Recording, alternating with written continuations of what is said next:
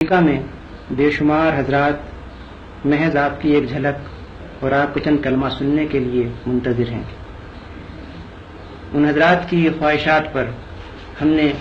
چند سوالات مرتب کیے ہیں۔ ہمیں امید ہے کہ آپ اس سلسلے میں رہنمائی فرمائیں گے۔ قرآن کریم رسول اللہ صلی اللہ علیہ وسلم کو داعی اللہ قرار دیتا ہے۔ سیرت پاک صلی اللہ علیہ وسلم کی روشنی میں آپ ایک داعی کی کون سی اہم خصوصیات قرار فرمائیں گے؟ امریکہ میں اور کینیڈا میں جو اللہ کے بندے تحریک اسلامی کے لیے کام کر رہے ہیں، ان سب کو میری طرف سے سلام پہنچا دیجیے۔ میں زیادہ دیر تک بات نہیں کر سکتا، اس لیے مختصر طور پر آپ کے سوال کا جواب دیتا ہوں۔ قرآن کریم میں ایک آیت ہے جس میں ایک داعی کی اہم خصوصیات کو بیان کیا گیا ہے، اور وہ یہ ہے کہ من احسن قولا ممن دعا الی اللہ وعمل صالحا وقال اننی من المسلمین، یعنی اس شخص سے اچھی بات اور کس شخص کی ہوگی جس نے اللہ کی طرف بلایا، نیک عمل کیا اور کہا کہ میں مسلمان ہوں۔ اس ارشاد کی پوری اہمیت محسوس کرنے کے لیے نگاہ میں یہ بات رکھنی ضروری ہے کہ جن حالات میں یہ بات کہی گئی ہے وہ مکہ معظمہ کے حالات ہیں، جب رسول اللہ صلی اللہ علیہ وسلم اور آپ کے پیرووں پر انتہائی شدید مظالم کیے جا رہے تھے، اور وہاں یہ کہنا کوئی آسان کام نہیں تھا کہ آدمی کھڑے ہو کر صاف صاف یہ اعلان کرے کہ میں مسلمان ہوں۔ یہ بات کہنے کے معنی یہ تھے کہ گویا آدمی درندوں کو دعوت دے رہا ہے کہ میرے اوپر حملہ آور ہو جاؤ۔ اس بات کو پیش نظر رکھ کر دیکھیے، پہلی بات یہ فرمائی کہ بہترین قول اس شخص کا ہے جو اللہ کی طرف بلائے۔ دوسرے الفاظ میں ایک داعی حق کی خصوصیت یہ ہے کہ اس کی دعوت اللہ کی طرف ہو، کوئی دنیاوی غرض اس کے پیش نظر نہ ہو، نہ قومی، نہ وطنی، نہ خاندانی، نہ کسی قسم کی مادی غرض، کوئی دوسری غرض اس کے پیش نظر نہ ہو، خالص اللہ کی طرف دعوت دے۔ اور اللہ کی طرف دعوت دینے کا مطلب سیدھا سادہ یہ ہے، اگر آدمی قرآن مجید پر نگاہ رکھے، کہ اللہ کی توحید کی طرف دعوت دی جائے، اس بات کی طرف لوگوں کو دعوت دی جائے کہ کسی کی بندگی، کسی کی عبادت، کسی کی پرستش خدا کے سوا نہ کی جائے، کسی سے خوف اور طمع خدا کے سوا نہ رکھا جائے، اور خدا ہی کے احکام اور اس کے فرامین کی اطاعت کی جائے، اسی کی رضامندی، اسی کی خوشنودی حاصل کرنے کے لیے تمام کوشش کی جائیں، اور آدمی دنیا میں جو کام بھی کرے وہ یہ سمجھتے ہوئے کرے کہ میں کسی کا بندہ ہوں اور اس کے سامنے مجھ کو جا کر جواب دہی کرنی۔ خدا کی طرف دعوت دینے کا مختصر مفہوم یہ ہے جو قرآن سے معلوم ہوتا ہے، اور قرآن میں داعی کی اولین خصوصیت یہ بیان کی گئی ہے کہ اس کی دعوت خالص اللہ کی بندگی کی طرف ہو، خالص اللہ کی پرستش اور اس کی عبادت کی طرف ہو، خالص اس کی اطاعت کی طرف ہو اور اس کے قانون کی پیروی کی طرف ہو۔ دوسری بات جو اس میں فرمائی گئی ہے وہ یہ ہے کہ وہ عامل صالحا، نیک عمل کرے۔ اس کا ذرا سا بھی آدمی غور کرے تو اس کا مفہوم صاف اس کی سمجھ میں آ جائے گا کہ اللہ کی طرف دعوت دینے والے کا اپنا عمل اگر درست نہ ہو تو پھر اس کی دعوت کا کوئی اثر نہیں ہو سکتا۔ جس چیز کی طرف وہ دعوت دے رہا ہے اس کا مجسمہ ہونا چاہیے اس داعی کو،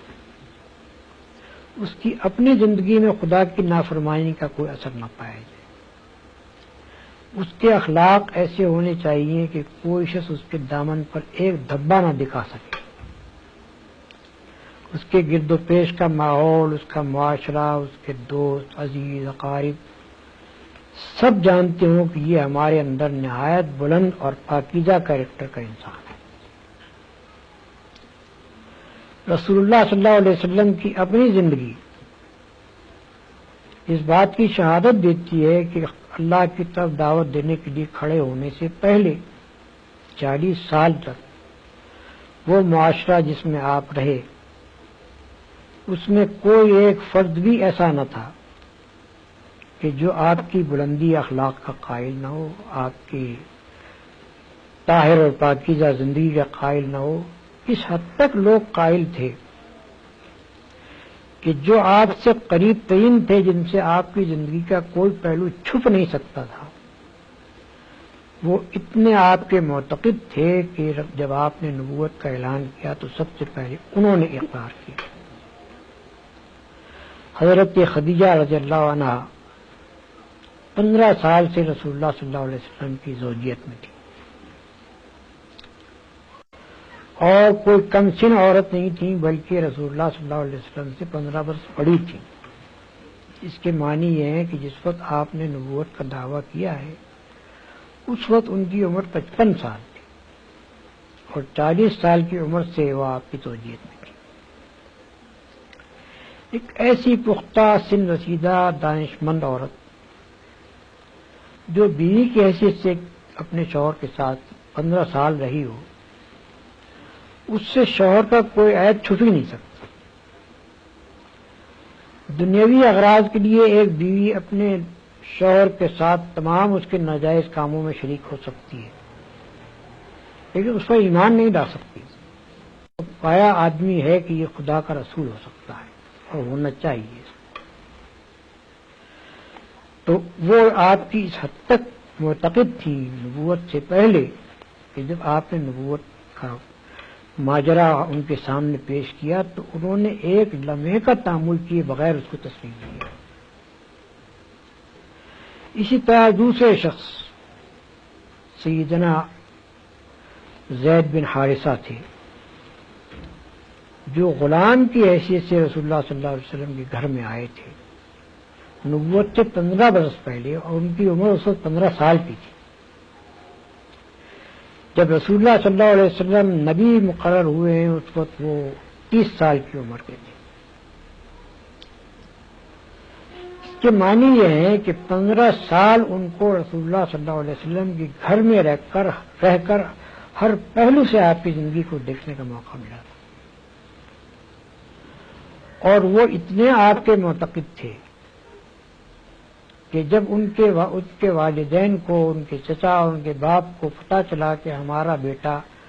فلاں جگہ غلامی کی زندگی بسر کر رہا ہے تو وہ مکہ معظمہ آئے حضور کی نبوت سے پہلے، اور انہوں نے آ کر آپ سے کہا کہ آپ کا بڑا احسان ہوگا اگر آپ ہمارے اس بیٹے کو چھوڑ دیں۔ آپ نے فرمایا کہ میں لڑکے کو بلا لیتا ہوں، اگر وہ آپ کے ساتھ جانا چاہے تو میں آپ کے حوالے کر دوں گا، اگر وہ میرے ساتھ رہنا چاہے تو میں ایسا آدمی نہیں ہوں کہ جو میرے ساتھ رہنا چاہے اسے اپنے سے زبردستی الگ کروں۔ انہوں نے کہا کہ آپ نے بہت انصاف کی بات فرمائی، آپ لڑکے کو بلا لیجیے۔ جب حضرت زید آئے ان کے سامنے تو رسول اللہ صلی اللہ علیہ وسلم نے ان سے پوچھا کہ کہ ان لوگوں کو پہچانتے ہو؟ انہوں نے کہا یہ میرے باپ ہیں اور یہ میرے چچا ہیں۔ آپ نے فرمایا کہ یہ تمہیں لے جانا چاہتے ہیں، تم چاہو تو بڑی خوشی سے ان کے ساتھ جا سکتے ہو۔ اس کے باپ اور چچا نے بھی یہی کہا کہ ہم تمہیں لے جانا چاہتے ہیں۔ تو انہوں نے کہا کہ میں نے اس شخص میں ایسی خوبیاں دیکھی ہیں کہ میں اس کو چھوڑ کر اپنے باپ اور چچا اور ماں تک کے پاس نہیں جانا چاہتا ہوں۔ یہ نبوت سے قبل آپ کے اخلاق کی حالت تھی جو آپ کے خادم نے آپ کے متعلق ظاہر۔ اور جب حضور نے نبوت کا دعویٰ کیا، نبی کی حیثیت سے اپنے آپ کو پیش کیا، تو حضرت خدیجہ کے بعد گھر کے لوگوں میں سے حضرت زید بن حارثہ بھی وہ تھے کہ جنہوں نے سب سے پہلے آپ کی نبوت کو تسلیم کیا۔ ایک خادم احسان بند ہو سکتا ہے، ایک خادم وفادار ہو سکتا ہے، لیکن ایک خادم اتنا متاثر نہیں ہوتا اپنے مخدوم سے کہ اس پر ایمان لے آئے۔ ایمان لانے کے لیے ضرورت اس نے آپ کے اخلاق کو اتنا بلند اور پاکیزہ دیکھا ہو کہ وہ اس کو یہ ماننے میں ذرا تأمل نہ ہو کہ میرا مخدوم جو ہے یہ نبی۔ اور یہ پیش نظر رکھیے کہ زید بن حارثہ کسی معمولی قابلیت کے آدمی نہیں تھے۔ مدینہ طیبہ میں جب رسول اللہ صلی اللہ علیہ وسلم کی حکومت قائم ہوئی تو بکثرت فوجی مہمات جو آپ نے بھیجی ہیں ان کے سالار لشکر زید بن حارثہ تھے۔ اس قابلیت کے آدمی تھے وہ، جو بعد میں ظاہر ہوئی۔ تیسرے حضرت ابو بکر صدیق رضی اللہ تعالیٰ عنہ، وہ نبوت سے قبل 20 سال سے رسول اللہ صلی اللہ علیہ وسلم کے گہرے دوست تھے۔ ان کی نشست و برخاست آپ کے پاس تھی، اور مکہ معظمہ میں سب سے زیادہ جن دو آدمیوں کی دوستی تھی ان میں سے ایک رسول اللہ صلی اللہ علیہ وسلم حضرت ابو بکر تھے۔ دوست کا بھی وہ ایک اپنے دوست کو پسند کر سکتا ہے، اس کی باتوں سے اتفاق کر سکتا ہے، لیکن اتنا معتقد تو نہیں ہو سکتا کہ وہ اس کو مان لے کہ یہ نبی ہے۔ یہ تو اسی وقت ہو سکتا تھا جبکہ آپ کے اخلاق کی انتہائی پاکیزگی و بلندی کے وہ قائل ہو۔ ان کا بلا تعمل مان لینا یہ معنی رکھتا ہے کہ 20 سال کی مدت میں خوب اچھی طرح دیکھ کر وہ اس بات کے قائل ہو گئے تھے کہ یہ اتنے بلند پایا اخلاق کا آدمی ہے کہ یہ نبی ہو سکتا ہے، اس کو نبی ہونا چاہیے۔ حضرت علی رضی اللہ تعالیٰ عنہ، ان کا نام پہلے میں نے اس لیے نہیں لیا کہ اس وقت وہ 10 سال کے تھے، لیکن 10 سال کا بچہ بھی جس کے پاس رہتا ہو، حضرت رسول اللہ صلی اللہ علیہ وسلم کے گھر ہی میں انہوں نے پرورش پائی تھی، تو 10 سال کا بچہ بھی جس کے پاس رہتا ہو اس کے عیب و ثواب سے وہ اچھی طرح واقف ہوتا ہے۔ اس طرح اتنا ذہین آدمی جیسے کہ رسول اللہ صلی اللہ علیہ وسلم کے زمانے نبوت میں حضرت علی سے خصوصیات ظاہر ہوئی، وہ اتنے ذہین تھے کہ ہم کہہ سکتے ہیں کہ ان کا اس بات کو مان لینا کہ آپ نبی ہیں یہ اس کے بغیر نہیں ہو سکتا تھا کہ وہ بھی آپ کے انتہائی بلند پاکیزہ اخلاق کے قائل ہو۔ اس لیے عمل صالحاً کا مطلب یہ ہے کہ آدمی جس چیز کو پیش کر رہا ہے لوگوں کے سامنے اس کی اپنی زندگی اس کے ٹھیک مطابق ہو، اور وہ اتنے پاکیزہ کردار اور اخلاق کا آدمی ہو کہ جب وہ اللہ کے راستے کی طرف بلانے اٹھے تو اس کی بات میں وزن ہو، اس کی بات میں اثر ہو، اور لوگ اس بات کو تسلیم کریں کہ یہ واقعی اپنے قول میں سچا ہے، قطع نظر اس کے کہ لوگ مانیں یا نہ مانیں، لیکن یہ تو ان کو ماننا پڑے گا کہ یہ آدمی اپنے قول میں سچا ہے، جو کچھ کہہ رہا ہے وہ اس بنا پر کہہ رہا ہے کہ وہ اس کا قائل ہے۔ چنانچہ رسول اللہ صلی اللہ علیہ وسلم کا بدترین دشمن ابو جہل، اس نے ایک مرتبہ خود رسول اللہ صلی اللہ علیہ وسلم سے کہا کہ اے محمد، ہم تم کو جھوٹا نہیں کہتے بلکہ جو پیغام تم لائے اس کو جھوٹا کہتے ہیں۔ یعنی آپ کا بدترین دشمن بھی آپ کی صداقت کا قائل تھا۔ تو داعی کی دوسری بڑی خصوصیت یہ ہے۔ تیسری خصوصیت جیسا کہ میں نے بیان کیا کہ مکہ معظمہ کے اس ماحول میں کسی شخص کا اٹھ کر کہنا کہ میں مسلمان ہوں معمولی بات نہیں تھی. تو اللہ کی طرف دعوت دے، پاکیزہ عمل رکھنے والا ہو، اور بدترین دشمنوں کے ماحول کے درمیان بھی وہ اپنے مسلمان ہونے سے انکار نہ کرے، اپنے مسلمان ہونے کو چھپائے نہیں، اپنے مسلمان ہونے کا اقرار کرنے سے نہ شرمائے، نہ جھجکے، نہ ڈرے، بلکہ کھلا اٹھ کر کہے کہ ہاں میں مسلمان ہوں، جو کچھ جس کا جی چاہے کر لیں. دوسرے الفاظ میں اس کے معنی یہ ہے کہ داعی میں تیسری بڑی اہم خصوصیت یہ ہونی چاہیے کہ وہ نہایت جری آدمی، نہایت بہادر آدمی، بزدل آدمی کا کام خدا کے راستے کی طرف دعوت دینا نہیں ہے. ذرا سی چوٹ لگے اور جو بلبلے کی طرح بیٹھ جائے وہ آدمی خدا کے راستے کی طرف دعوت نہیں دے سکتا. خدا کے راستے کی طرف دعوت جو شخص دے سکتا ہے وہ ہے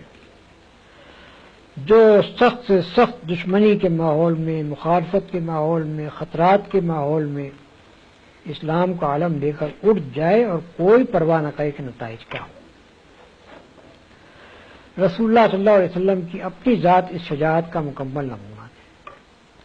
مکہ معظمہ میں کھلا آپ نے دعوت اسلام پیش کی، ان لوگوں کے درمیان پیش کی جو آپ کے خون کے پیاسے ہو گئے، جنہوں نے کوئی کسر اٹھا رکھی آپ کو ظلم کا نشانہ بنانے میں اور آپ کے ساتھیوں کو ظلم کا نشانہ بنانے میں، لیکن ایک لمحے کے لیے بھی آپ نے اپنی دعوت کو چھوڑنا قبول نہیں کیا،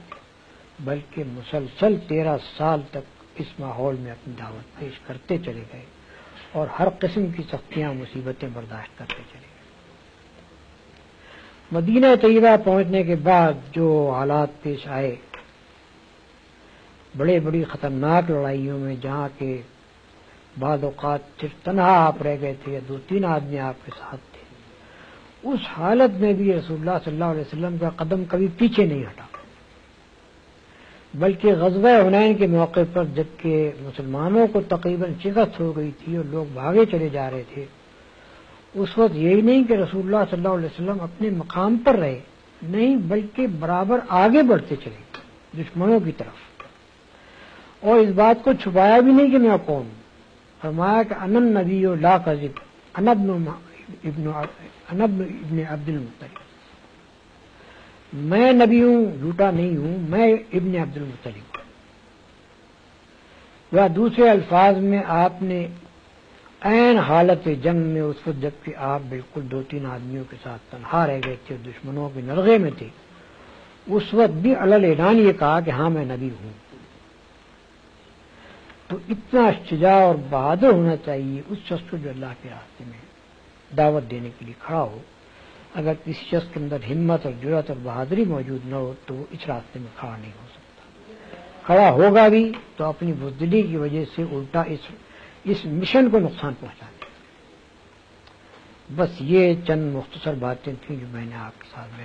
کے سامنے بیان کی ہیں. اگر ان پر غور کی جائے تو یہ بجائے خود دعوت اللہ کے متعلق ایک مکمل پروگرام ہے، اور اس کے اوپر جہاں بھی دعوت کا کام کیا جائے یہ 3 خصوصیات آدمی کے اندر ہونی چاہیے. بآخر دعوانا الحمدللہ رب العالمین. مولانا کا بھی ان کا شکریہ ادا کرتے ہیں کہ آپ نے طبیعت ناسازی کے باوجود ہمیں چند لمحات عنایت فرمائے.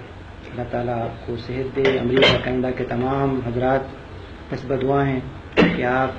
نفاذ اسلامی کو اس ملک میں بھی اور تحریک اسلامی کو دیگر ممالک میں کامیاب ہوتے ہوئے دیکھیں. آمین. اللہ تعالیٰ دعاؤں کو قبول فرمائے اور کچھ ظاہر. بارک اللہ.